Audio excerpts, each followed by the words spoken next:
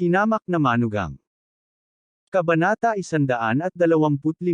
Nakatutok si Alex Dixon sa pagmamaneho. Hindi pa niya nakita si Ming Nooran. Siya ay pumikit sa kanya sa nakaraan. Hindi niya kailangang isapuso si Ming Nooran. Ngayon lang siya umarte dahil kay Jane Lewes. Gayunpaman, nakita ni Jane Lewes ang mga mata ni Ming Nooran. Babae rin siya, kaya syempre nakikita niya ang nakaka-infatuated na tingin ni Ming Nooran. Ang magiliw na tingin ni Ming Nooran ay nakikipag-ugnayan sa kanyang asawa. Dahil dito ay hindi siya komportable sa lahat, at bakas ng selos ang lumitaw sa kanyang puso. Baka gusto talaga ng Ming family na i-poach si Alex Dixon. Gusto niyang ibigay ito ni Alex Dixon sa matrilocal son-in-law. Ngunit walang alam si Alex Dixon tungkol dito. Matapos ipadala ang dalawang lalaki mula sa pamilya Meng sa destinasyon, nagkusa siyang tulungan ang dalawang babae na makalabas ng sasakyan.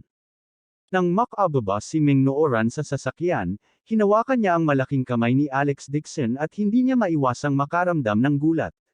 Hinawakan niya ng mahigpit ang kamay niya at tumingin sa kanya. May gusto siyang sabihin pero pinigilan niya ang sarili niya.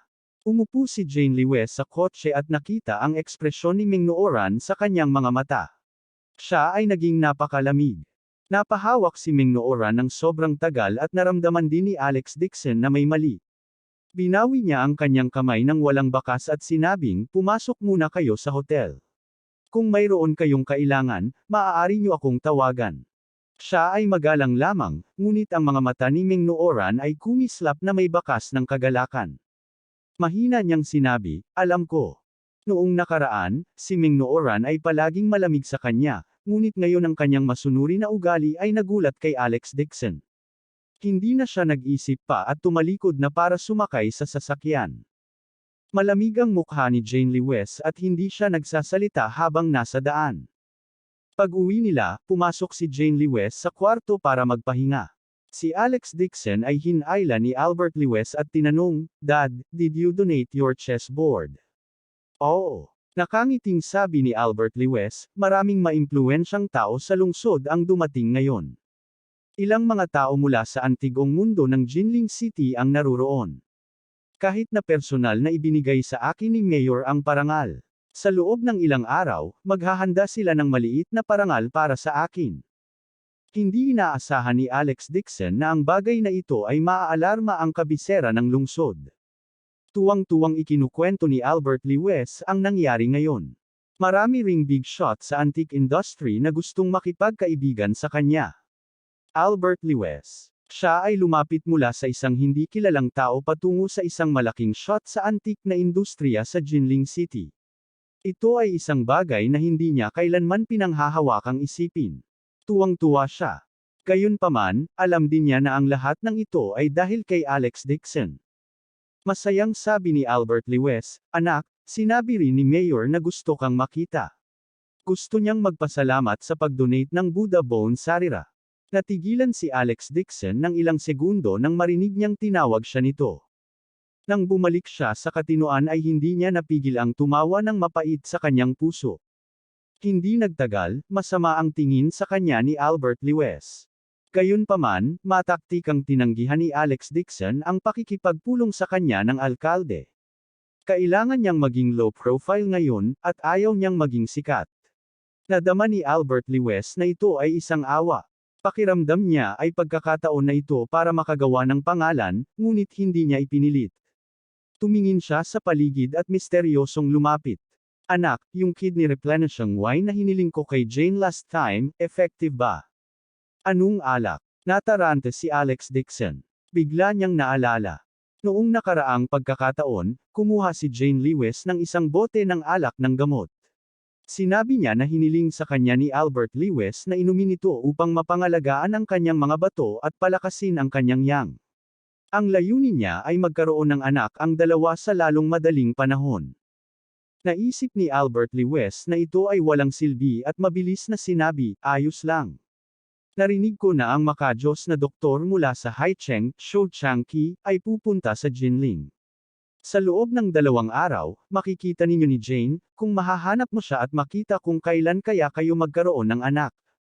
Dad, kung magkaanak man o hindi ay walang kinalaman sa doktor. Hindi alam ni Alex Dixon kung matatawa o maiyak. Sa sobrang tagal na nila magkasama ni Jane Lewis matulog, hindi pa sila nagkaroon ng bata. Sinabi ni Albert Lewis, ang makajos na Dr. Show ay ang numero unong doktor sa buong rehiyon ng Nangguang. Kailangan lang niyang maramdaman ang pulso ng pasyente kapag siya ay nakatagpo ng isang malubhang karamdaman. Kung siya ay nakatagpo ng isang pasyente na walang malubhang karamdaman, hindi na niya kailangan pang maramdaman ang pulso ng pasyente. Maaari siyang magreseta ng sa isang sulyap lang. Hindi mapagaling ng Associate Hospital Director ng 3rd Hospital ng Jinling City ang pancreatic cancer. Tumakbo siya sa CCT para humingi ng lunas kay Shou Changqi. Sa huli, 3 araw lang siyang nagpasok ng silver needles, at nawala na talaga ang cancer. Ganoon ba? Medyo interesado si Alex Dixon sa pagkakataong ito. Ang pancreatic cancer ay kilala bilang hari ng kanser. Ito ay isang lubhang nakakahamak na kanser.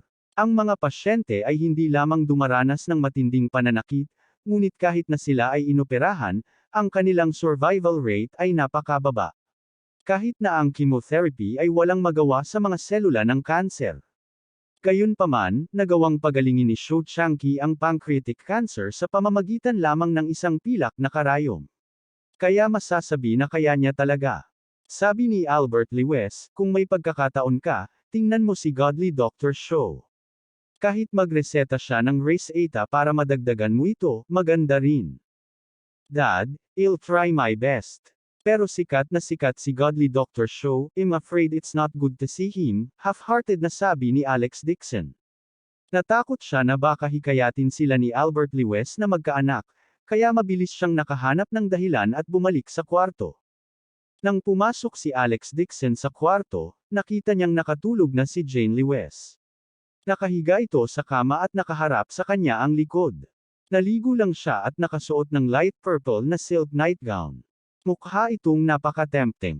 Hindi napigilan ni Alex Dixon na makaramdam ng pagkahibang nang makita niya ito. Nakatutok ang tingin nito sa kanya. Ang pajama ay kasing manipis ng pakpak ng cicada, at ang mga damit na suot niya ay nakabalangkas sa magagandang kurbo ng kanyang kwarto sa gilid. Natatakpan ng palda ang kanyang mga hita. Ang kanyang dalawang magagandang hubog na binti ay nakadikit, at ito ay napakaganda. Habang tumitingin si Alex Dixon, mas naging mainit ito. Mabilis siyang tumalikod at binuksan ang aparador para hanapin ang kumot. Ngunit nang buksan niya ang aparador ay agad siyang natigilan.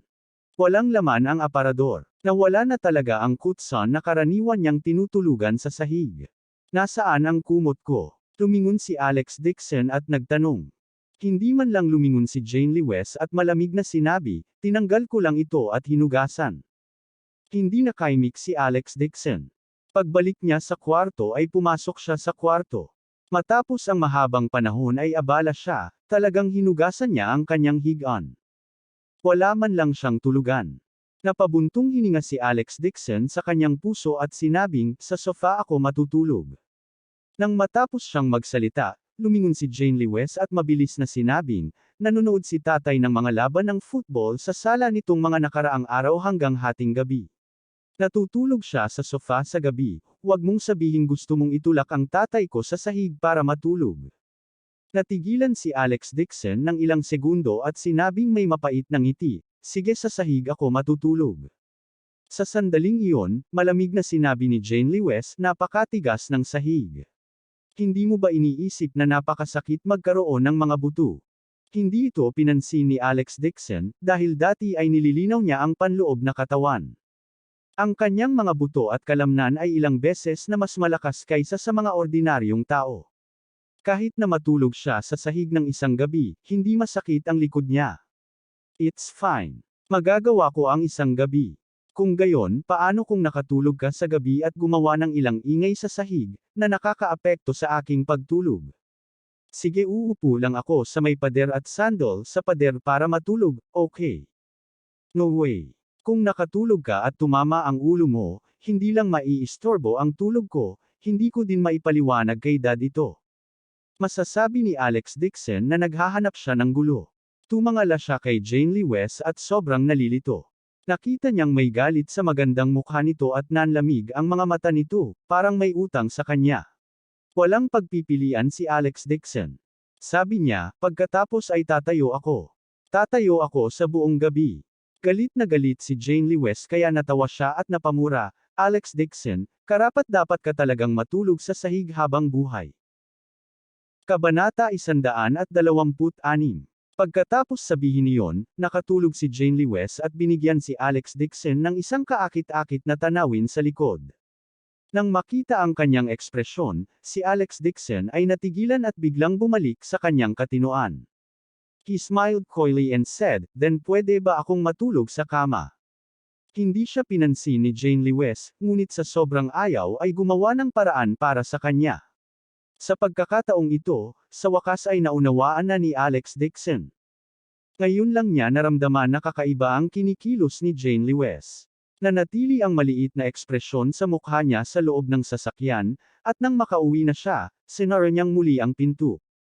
Pagkababa kasi niya ng sasakyan ay hinailan niya ang kamay ni Ming Nooran. Pero hindi iyon dahil nagkusa na siya sa kamay niya. Hinawakan ni Ming Nooran ang kanyang kamay at hindi binitawan. Tinitigan pa siya nito. Wala siyang choice. Si Alex Dixon ay matigas na humiga sa kama. Ang kanyang damdamin ay komplikado at hindi mailarawan. Nakaramdam pa siya ng kaunting kawalan. Sa kabuuan, ilang taon na siyang hindi natutulog sa kama.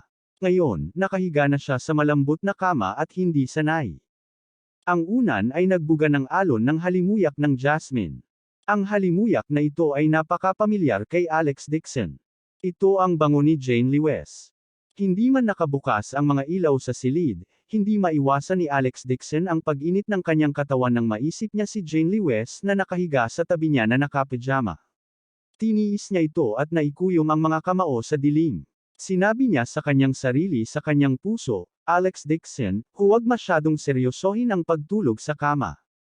Kung gusto mong makipagtalik kay Jane Lee West, wala kang pagkakataon. Alex Dixon tossed and turned, at hindi pa rin makatulog sa kalagitnaan ng gabi. Gayunpaman, si Jane Lee West, na nasa tabi niya, ay kumalma na at huminga ng pantay. Hulaan niya na nakatulog na si Jane Lee West at hindi niya napigil ang iunat ang kamay para subukang hawakan ang maliit niyang kamay. Hinawakan ni Alex Dixon ang kanyang malambot na maliit na kamay ngunit hindi napigilan ni Jane Lee West at hindi man lang gumalaw. Excited si Alex Dixon. Sa wakas ay nahahawakan na niya ang kanyang asawa sa kama. Ang maliit na hakbang ngayon ay ang malaking hakbang bukas. Sa loob ng 2 araw, hindi lang niya mahawakan ang kamay ng asawa, mahahawakan pa niya ang bewang at hita nito. Habang si Alex Dixon ay nawala sa kanyang pag-iisip, isang malamig na boses ang nagmula sa kanyang tabi. Alex Dixon, hindi ka pa ba matutulog? Naninigas ang katawan ni Alex Dixon. Hindi niya namamalayan na binawi ang kanyang kamay na parang kidlat at nahihiyang sinabi, hindi ka pa pala tulog. Nag-aalala ka kung nakatulog ako o hindi. Anong gusto mo? Nakonsensya si Alex Dixon. Bukas babalik si Mama. Kailangan nating pumunta ng airport ng maaga para sunduin siya. Matulog ka na, sabi ni Jane Lee West at tumalikod na. Noon lang naalala ni Alex Dixon na bukas ang bakasyon ni Helena pabalik ng bansa. Magde-drive siya papuntang airport ng alas 6:30 ng umaga. Nang maisip niya si Helena ay agad na nawala ang masasamang iniisip ni Alex Dixon.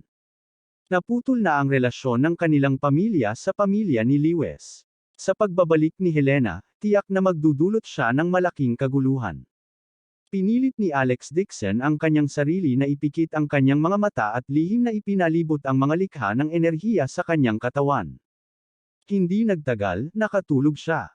Si Jane Lee West naman ay hindi makatulog. Napakakomplikado ng kanyang kalooban. Nang papasikat na ang araw ay bahagya lang niyang pinaikit ang mga mata niyang saglit. Kinaumagahan, dumiretso sa airport sina Alex Dixon at Jane Lee West para sunduin si Helena. Sa paglalakbay na ito sa New Malaysia, bumili si Helena ng maraming souvenir sa paglalakbay. Pakiramdam niya ay sinamantala niya ang mga ito at tuwang-tuwa siya. Sinulyapan ni Alex Dixon ang kotse at napagtanto na ang tinatawag na murang mga sinaunang barya, mga piraso ng jade, at lahat ng uri ng mga souvenir na binili ng kanyang biyenan ay pawang peking. Sa karamihan, ang mga ito ay pinagsama, lamang ng isang ilang dosenang dolyar. Gayunpaman, wala siyang sinabi. Wala siyang pakialam kung totoo o peke ang mga bagay na ito, basta masaya siya. Ngunit pagka-uwi, nawala ang maayos na kapaligirang ito. Nang marinig ni Helena na si Albert Lewes ay gumawa ng sarili niyang desisyon at gumawa ng malinaw na linya kasama ang Lewes family, siya ay agad na nagngangalit. Agad siyang pumunta sa lumang tirahan ng Lewes family para malaman kung ano ang kanilang pinag-uusapan. Hindi siya napigilan ni Albert Lewes, kaya kinailangan niya itong bitawan. Siya ay isang mabagsik na tao sa pamilya, ngunit siya ay karaniwang mapagmahal at mabait na manugang. Napakahalaga ng kanyang konsepto ng pamilya, lalo na kay Old Lady Lewes na nakikinig sa kanyang bawat salita. Hindi na ito napigilan ni Jane Lewes at tanging nasabi na lang, pwede mo nang bitawan si nanay. Hayaan mo siyang makita ang tunay na ugali ng mga taong iyon mula sa Lewes family para sumuko na siya. Pagkatapos sabihin niyon, sinabi niya kay Alex Dixon, ikaw at ang tatay ko ay maghahanda ngayong gabi. Magbibiyahe ako sa Chen Cheng Company. Tanong ni Alex Dixon, pupunta ka ulit para sa isang pakikipanayam. Umiling si Jane Lewes at nag-alinlangan saglit habang sinasabing, gusto kong ako mismo ang gumawa nito. Sige. Umiti si Alex Dixon at sinabing, kung gusto mong magtayo ng construction company, magtatrabaho ako para sa iyo. Hindi ganoon kadaling mag-set up ng construction company. Problema lahat ng pera at koneksyon. Sabi ni Jane Lewes, nagrenta ako ng opisina kahapon. Magsimula tayo sa studio. Tutulungan ko muna ang construction company na gumuhit ng disenyo. Pagkatapos kong magkaroon ng ilang koneksyon at ilang pondo, magrehistro ako para sa kumpanya. Umiti si Alex Dixon at sinabing, hindi problema ang pera at koneksyon. Kung gusto mo talagang magbukas ng kumpanya, tutulungan kitang magbukas. Hindi na kailangan.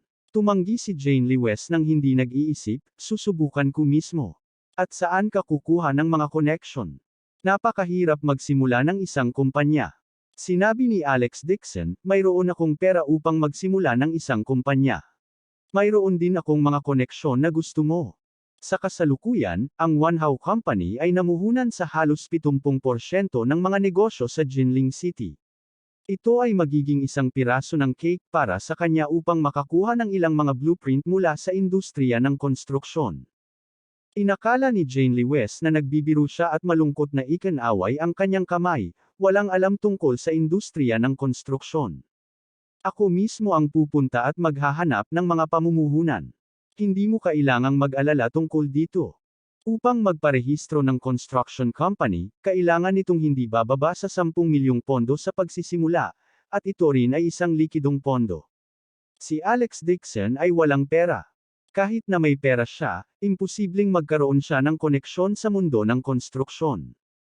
Hindi nakaimik si Alex Dixon. Hindi ginamit ng kanyang asawa ang kanyang mga nakahandang hitsura at iginiit na magsisimula sa simula. Hindi niya talaga alam kung ano ang sasabihin. Sa hapon, lumabas si Jane Lewes upang pag-usapan ang tungkol sa puhunan. Parang may kakilala siyang dating kliyente. Kakaalis lang niya. Bumalik ang kanyang biyenan na si Helena. Mukhang galit na galit siya. Nang bumalik siya at nakitang wala si Jane Lewes, tinanong niya si Albert Lewes. Saan pumunta si Jane? Mukhang nakahanap siya ng isang tao na mapagkokonan ng puhunan. Pull in what investment? Gusto mo ba talagang umalis sa Lewes? Galit na sabi ni Helena, ito ay isang maliit na hindi pagkakaunawaan. Hindi mo kayang gumawa ng ganoong kalaking kaguluhan at putulin ang lahat ng relasyon sa Lewes family. Natigilan si Albert Lewes at tinignan si Helena pataas at pababa. Asawa, nagpunta ka sa Lewes family at nagulo ang utak mo sa panunumbat ni Old Lady Lewes. Hindi ako nalilito sa lahat. Galit na napaupo si Helena sa sofa. Bukas, susundan mo ako sa Lewes family at aminin mo ang iyong pagkakamali sa matandang ginang. Ang matandang ginang ay ang iyong ina, at si Ming Feng ang iyong nakatatandang kapatid.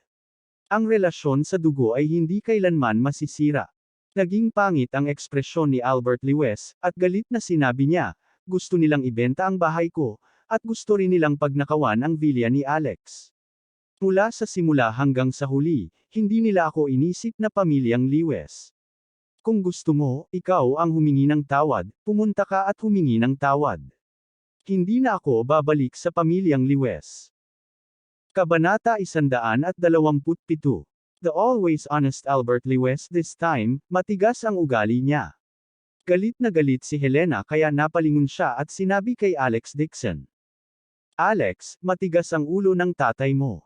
You can judge. Wala talagang awa yan sa pagitan ng mga kapamilya. Hindi pwedeng putulin na lang natin ang ugnayan sa isa't isa. Tsaka pupunta ako ngayon sa lumang bahay ng Liwes family. Hinawakan ni Madam ang kamay ko, tumulo ang luha sa mukha ko. Humingi siya ng tawad kay Albert sa ngalan niya. Ang pangyayari noong araw na iyon ay lahat ng hindi pagkakaunawaan. Matanda na rin siya at gulong-gulo ang utak niya, kaya palagi niyang pinagsisihan. Binigyan ako ng ilang piraso ng alahas para mabawi iyon. Magulo ang ulo niya. Gusto niyang kunin ang ari-arian ng pamilya ko, ang villa ni Alex, at gusto pa niyang makipagdiborsyo si Jane at magpakasal. Nagalit bigla si Albert Liwes. Tumayo siya at sinabing pumunta ka sa Liwes family, tapos pinaniwalaan mo lahat ng sinabi nila. Ang kanyang biyenan at biyenan ay nagtatalo sa isa't isa. Naramdaman ni Alex Dixon ang pananakit ng ulo. Mabilis siyang nakahanap ng dahilan, tinext ako ni Jane na sunduin siya. Lalabas muna ako. Pagkasabi noon ay mabilis na lumabas ng pinto si Alex Dixon. Sa likod niya, narinig din ang tunog ng dalawang tao na nagtatalo. Mahirap para sa isang opisyal na lutasin ang mga usapin sa pamilya, kaya mas mabuting huwag na lang siyang makisangkot. Nakakita si Alex Dixon ng isang random na restaurant at nag-order ng ilang pagkain. Balak niyang tumambay hanggang gabi bago umuwi. Ito ay isang sikat na food street sa Jinling City. Napakaraming tao doon. Kumakain si Alex Dixon nang biglang nahadjap ng kanyang mga mata ang dalawang figure sa kabilang kalsada. Natigilan siya. Hindi ba si Jane Liwes iyon? Sa kabilang kalye ay may napakataas na klaseng restaurant. Pinaghiwalay ng floor-to-ceiling glass sa ikalawang palapag. Nakita ni Alex Dixon si Jane Liwes na nakaupo sa tabi ng bintana.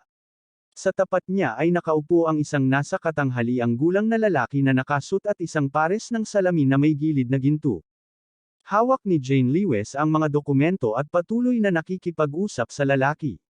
Mukhang ipinakilala niya ang kanyang workshop, marahil upang mamuhunan ang taong iyon dito.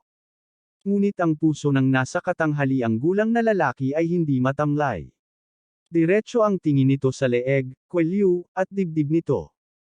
Gusto pa niyang gamitin ang paraan ng paghawak niya sa mga dokumento para hawakan ang kamay ni Jane Liwes. Buti na lang at mabilis na nakareact si Jane Liwes at nakaiwas sa isang iglap. Nakita ito ni Alex Dixon at dumiretso sa ulo niya ang galit niya. Talagang naglakas loob siyang magkaroon ng mga disenyo sa kanyang asawa. Katatapos lang maglakad ng waiter na may dalang bowl ng cloud swallow noodles, pero bago niya ito maibaba, tumayo si Alex Dixon at kinuha ang pera at inilagay sa mesa. Hindi mo kailangang maghanap ng pera para ibigay sa akin. Isang pribadong kwarto sa ikalawang palapag ng Yunlei Hotel. Pinipigilan ni Jane Liwes ang pagkasuklam sa kanyang puso at pinipilit ang sarili ng umiti niya sa lalaki sa tapat ng mesa. CEO May, isinulat ko na sa data ang lahat ng plano ng kumpanya. Siguradong magkakaroon ng kaunting pag-unlad sa hinaharap. Jane, alam ko lahat ng kakayahan mo. Naguguluhan ang ekspresyon ng nasa katanghaliang gulang na lalaki. Ngunit ngayon ang kumpanya ay mayroon pa ring ilang mga proyektong mamuhunan. Ang mga pondo ay masikip. Medyo nadismaya si Jane Liwes. She tried her best to talk to him for a long time, pero malabo pa rin ang ugali nito. Hindi niya maisip ang mga detalye. Nang makita ang ekspresyon ni Jane Liwes, sinadya ng nasa katanghaliang gulang na lalaki ang kanyang mga kamay at sinabing, actually, hindi naman sa walang paraan. I will discuss with the company's higher management. To be honest, I think your company is very good. Bakit hindi tayo mag-usap muli ngayong gabi at maiintindihan ko ito? Huli na. Nag-alinlangan si Jane Liwes. 8:00 na ng gabi. Kung patuloy silang mag-uusap, natatakot siya na baka mamaya pa. Umiti ang nasa katanghaliang gulang at sinabing, oo. Hindi maliit na bagay ang pamumuhunan. Kung hindi natin lubos na makilala ang isa't isa, paano tayo magtitiwala sa isa't isa? Ngayong gabi, ililibre kita sa hapunan at pag-uusapan ang plano. Halika, Pangulong Liwes, makipagkamay para sa ating pakikipagtulungan sa hinaharap. Pagkasabi noon, iniunat ng nasa katanghali ang gulang na lalaki ang kanyang kamay at kinamayan ang maliit na kamay ni Jane Liwes. Isang bakas ng masamang liwanag ang sumilay sa kanyang mga mata. Ang pangalan ng nasa katanghaliang gulang na ito ay si Mei Ping. Matagal na niyang pinagnanasaan si Jane Liwes, na ang pinakamagandang babae sa Jinling. Gayunpaman, dahil makapangyarihan ang Liwes family, hindi siya nang ahas na ibuli ang dilag na ito. Ngayon, personal na lumapit sa kanya si Jane Liwes. Sinabi niya na wala siyang relasyon sa Liwes family at gusto niyang kumbinsihin siya na mamuhunan sa kanyang bagong studio. Ito ay lubos na nagpasaya sa kanya, kaya't binalak niyang dalhin si Jane Liwes ngayong gabi at makipaglaro sa kanya. Ayaw makipagkamay ni Jane Liwes kay Mei Ping, ngunit nagkusa si Mei Ping na makipagkamay sa kanya. Kung tatanggihan niya ito, lalabas na hindi siya sinsero, kaya kailangan niyang kumagat ng bala at abutin ang kanyang kamay. Kung paanong si Mei Ping ay lihim na natuwa at gustong hawakan ang maliit na kamay ni Jane Liwes. Isang malaking kamay ang biglang nagunat paalis at humawak sa kamay niya. Natigilan sandali si Mei Ping at galit na iniangat ang ulo at sumigaw. "Sino ka? What the hell are you doing?" Tumangala si Jane Liwes at natigilan. "Alex Dixon, kailan ka pa dumating?" Mabilis niyang ipinaliwanag kay Mei Ping, "Siya ang asawa ko." Nang marinig ni Mei Ping ang salitang asawa, agad na nagdilim ang kanyang mukha. "Kakadating ko lang." Nagkunwaring hindi nakita ni Alex Dixon. Umiti siya kay Jane Liwes at sinabi kay Mei Ping, "Mei Ping ang pangalan mo, tama ba? Ang boss ng Chen Cheng Company." Bakas sa mukha ni Mei Ping ang galit at itinama ito. "Paano na? Kulang ka talaga sa panlasa." Paulit-ulit na tumango si Alex Dixon sa kanyang ulo at sadyang pinahaba ang kanyang tono. Nagalit si Mei Ping sa kanyang puso at malamig na gustong bawiin ang kanyang kamay. Ngunit ang palad ni Alex Dixon ay parang pang-ipit na bakal kaya hindi siya makagalaw. Napabuntong hininga si Mei Ping. Lalong sumasakit ang palad niya na para bang mababali ang buto niya. "Bitawan mo nga ang kamay ko, malapit nang mabali ang kamay ko sayo." Alam ni Jane Liwes na may malaking lakas si Alex Dixon, kaya mabilis niyang sinabi, "Alex Dixon, bitawan mo muna siya." Saka lang binitawan ni Alex Dixon ang kamay niya. Tumingin siya kay Mei Ping nang nakangiti na hindi ngiti. Namula ang mukha ni Mei Ping sa sakit. Galit siyang tumingin kay Alex Dixon at saka sinabi kay Jane Liwes, "Sabihin mo sa asawa mo na bumalik ka kaagad. Hindi ako sanay na magsalita tungkol sa pamumuhunan sa harap ng mga tagalabas." Saglit na nag-alinlangan si Jane Liwes at sinabing, "Si Alex ang asawa ko. Alam niyang may kumpanya ako. Hindi siya tagalabas. Kahit hindi siya tagalabas, hindi ako sanay na magsalita ng ganoon kaimportanteng bagay sa harap ng isang third party." Binigyan ni Mei Ping si Alex Dixon ng isang tingin ng inis. Gusto lang niyang itaboy siya at sinabing, tsaka hindi niya naiintindihan ang puhunan. Tumangala si Jane Liwes at mahinang sinabi, "Alex, I am here to talk business. Pwede ka munang bumalik. It's okay. I will wait for you," sabi ni Alex Dixon at umupo sa tabi ni Jane Liwes. Nang makitang malapit si Alex Dixon sa maselang katawan ni Jane Liwes, galit na galit si Mei Ping na nanginginig ang kanyang mga ngipin. Malapit na siyang magtagumpay. Talagang ayaw niya. Umuso siya at sinabing, "You must be matrilocal son-in-law of Liwes family. Sikat ka sa Jinling City." Siyan ay nagsumikap na magsisimula ng negosyo at suportahan ang kanyang pamilya. Huwag ipagpaliban ang kanyang trabaho. "Ako ay nagsasalita tungkol sa investment kay Yan. Makikialam ka lang kung mananatili ka dito." Hindi magalang ang tono ni Mei Ping dahil hindi lang niya inilagay si Alex Dixon sa kanyang mga mata. Karamihan sa mga tao sa bilog ay kilala si Alex Dixon. Napabuntong hininga sila na ikinasal si Jane Liwes sa isang walang kwentang lalaki. Kumunot ang noo ni Alex Dixon at malamig na tinitigan si Mei Ping. Tinawag ni Mei Ping si Jane Liwes na Yan, na parang asawa niya si Jane Liwes. Kahit na hindi pa niya tinawagan si Jane Liwes ng ganoon kalapit. Kabanata 128. May malabong ngiti si Mei Ping sa kanyang mukha. He looked at Alex Dixon with disdain and said, Alex Dixon, kung lalaki ka, huwag mong ipagpaliban ang trabaho ni Jane. Matutulungan mo ba si Jane? May pera ka bang i-invest? Makukuha mo ba si Jane ng kontrata para sa mga blueprint? Kung wala kang kakayahan, ipinapayo ko sa iyo na maghanap ka ng trabaho. Hindi mahalaga kung pupunta ka upang maghatid ng pagkain o maging isang security guard. Kung hindi, ikaw ay maiinip sa bahay araw-araw at maghinala sa iyong asawa. Narinig ito ni Jane Lewis at hindi siya komportable. Sabi niya, CEO May, madami ding ginawa si Alex sa bahay. Tsaka tawagin mo naman akong Jane Lewis. Hindi ako sanay na tinatawag ng mga tagalabas ang palayaw ko. Ano ang ginawa niyang pambili ng gulay? Pagluluto, o paglalaba ng damit? Hindi napigilan ni Mei Ping na matawa at sinabing, Jane, kung hindi makahanap ng trabaho ang asawa mo, kumukuha ng security guard ang kumpanya ko. Pwede mo siyang subukan. Pagkatapos niyang sabihin iyon, kalahating biro niyang sinabi, Jane, kung ako sayo, hindi ako magpapakasal sa lalaking hindi man lang makahanap ng trabaho. Matagal ko nang hiniwalayan ang ganitong uri ng basura. Kumunat ang malapad na kilay ni Jane Lewis. Magsasalita pa sana siya, bigla siyang nakaramdam ng lamig sa gilid niya. Tumingon siya at nakita niya si Alex Dixon na nakatayo na may ngiti sa labi. Sinabi niya kay Mei Ping, matagal ko nang narinig ang sikat na CEO na si Mei. Ikaw nga ay tulad ng ipinahihiwatig ng pangalan nito. Mayroon din akong gustong sabihin sa CEO na si Mei. Bahagyang dumilim ang mukha ni Mei Ping. Anong gusto mong sabihin? Naiintindihan niya na si Alex Dixon ay isang walang kwentang tao at hindi maglalakas loob na gumawa ng anuman sa kanya. Ipinatong ni Alex Dixon ang kanyang mga kamay sa mesa, parang sumandal, at nakangiting sinabi. Ang gusto kong sabihin, ang isang tao ay maaaring maging duwag at walang talento, ngunit hindi siya dapat magkaroon ng moral na karakter. Dahil kung wala kang moral na karakter, kung gayon hindi ka tao, ngunit isang hayop. Pagkatapos sabihin iyon, itinaas niya ang sopas na luosong na katatapos lang niyang ihain gamit ang dalawang kamay at ibinuhos ito sa ulo ni Mei Ping na walang ekspresyon ang mukha. Napasigaw si Mei Ping at napatalon mula sa init. Laking gulat ni Jane Lewis na namutla ang kanyang mukha. Matapos matigilan sandali, mabilis niyang tinawag ang waiter para dalhin ang napkin.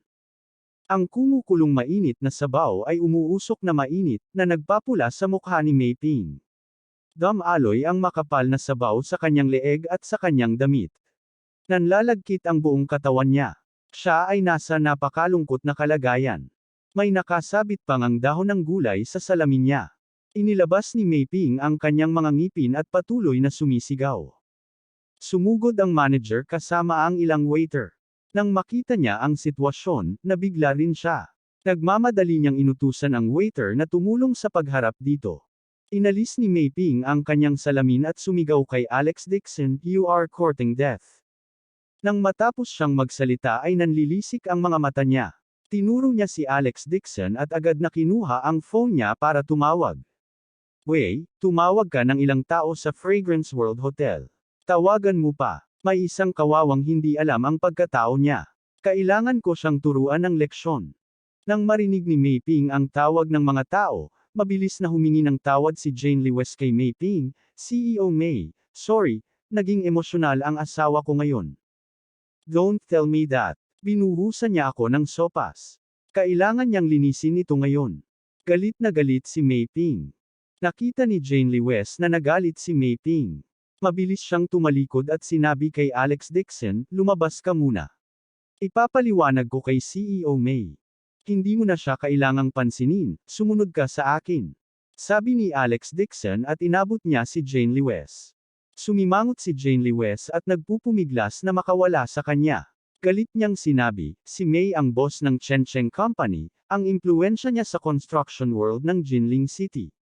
Kilala niya ang lahat ng uri ng tao. Hindi mahalaga kung hindi ako nakakakuha ng puhunan, ngunit may mga bagay na hindi mo alam kayang solusyonan. Sinabi ni Alex Dixon, hindi ko siniseryoso ang isang maliit na kumpanya. Isang maliit na kumpanya. Sa sobrang galit ni Jane Lewis ay muntik na siyang masiraan ng ulo. Sa mundo ng konstruksyon ng Jinling City, ang Chencheng Company ay nasa top 5 pa rin, gaano man ito kalala. Mas malaki pa ang sukat niya kaysa sa Lewes Company. Natakot siya na baka galitin muli ni Alex Dixon ang CEO na si May, kaya malamig ang mukha nitong sinabi, "Alex Dixon, ipaubaya mo sa akin ang bagay na ito. Lumabas ka muna at hintayin mo ako sa labas ng pinto." May gustong sabihin pa sana si Alex Dixon pero nakita niyang galit na si Jane Lewis kaya naman napigilan na lang niya ang galit at tumalikod na para maglakad palabas ng restaurant. Asawa lang siya ng amo ng isang maliit na kumpanya, paano siya naging mayabang? Kanina lang, gustong sabihin ni Alex Dixon kay Jane Lewis ang tunay niyang pagkatao. Ngunit nang ang mga salita ay umabot sa dulo ng kanyang dila, pinigilan niya ito. Kung alam ni Jane Lewis ang katotohanan, marahil ay hindi siya magtataka, ngunit isipin na nagsisinungaling siya sa kanya. Bukod dito, kung nalantad ang kanyang pagkakakilanlan, tinatrabaho ito na opisyal na hindi niya tinanggap ang pagbabalik sa pamilya Dixon at pagkilala sa kanyang mga ninuno. Ayaw bumalik ni Alex Dixon.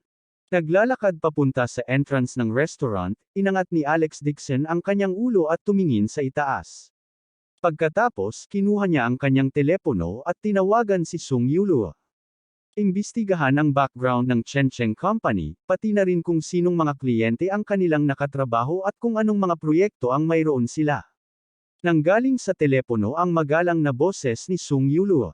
"Third young master, I have been investing in the Chencheng Company recently, but I didn't expect you to notice it. May family investments din ang mga kliyenteng kumpanya nila. Marami ng kontratang pinirmahan ang kumpanya nila this year. Bukod sa maliliit na produkto at mga gusali sa Wanhao Company, ang iba pang mga proyekto ay nasa kamay din ng ating kumpanya ng pamumuhunan." Ganoon ba? Napakamot ng ulo si Alex Dixon. Hiniling niya kay Sung Yulu na kumuha ng malaking halaga para suriin ang mga potensyal na proyekto at mamuhunan sa mga ito bilang paghahanda sa hinaharap. Mahigpit na sinunod ni Sung Yulu ang kanyang mga tagubilin at namuhunan sa higit sa 100 kumpanya. Sa kasalukuyan, nag-iinspeksyon at namumuhunan pa rin siya sa mga ito. Isa rin pala ang Chencheng Company sa mga na-invest niyang proyekto. Biglang gustong tumawa ni Alex Dixon. Nagsisi siya ngayon lang nagpakita ng awa. Dapat ay ipinasok niya ang mangkok ng sopas sa ulo ni Mei Ping. Tila kapag libre siya ng isang araw, hinihiling niya kay Sung Yulu na magsulat ng isang form para sa kumpanyang kanyang namuhunan, at isa-isa niyang i-review ang mga ito. Ito ay upang pigilan siya, ang amo, na pumunta sa kumpanya sa ilalim ng kanyang pangalan isang araw at hindi alam ang tungkol dito. Magalang na tanong ni Sung Yulu, "Third young master, ano ang gusto mo? I-withdraw mo ang iyong investment. Hindi ko gusto ang Chencheng Company." Nasaktan ka ba ng Chencheng Company? Bakit hindi ko ba ipinadala ang Chencheng Company? Umiling si Alex Dixon. Siya ay talagang mayaman at pabago-bago. Maging si Sung Yulu, ang mayordoma ng isang mayamang pamilya, ay napakalmado pagdating sa pagbili ng mga kumpanya. Nagsalita siya tungkol sa pagbili ng mga kumpanya na para bang bibili siya ng repolyo sa isang palengke ng gulay. Masyado siyang mayaman. Walang nang ahas na magsabi ng kahit ano. Sabi ni Alex Dixon, "I don't like this kind of small company. I don't want it. Just make it bankrupt. Third young master, wait for a few minutes. Aayusin ko agad." Hindi nang ahas si Sung Yulu na magsabi ng kahit ano. Mabilis niyang sagot. Para bang ang pagpapabangkarote sa Chencheng Company ay kasing dali ng pagdurog ng langgam sa kanya.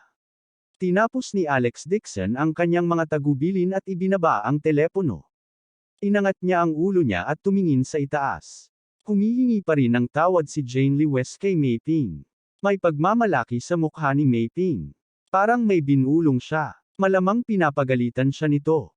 Nakaupo lang siya sa gilid ng kalsada at tamad na hinihintay ang paglabas ng asawa.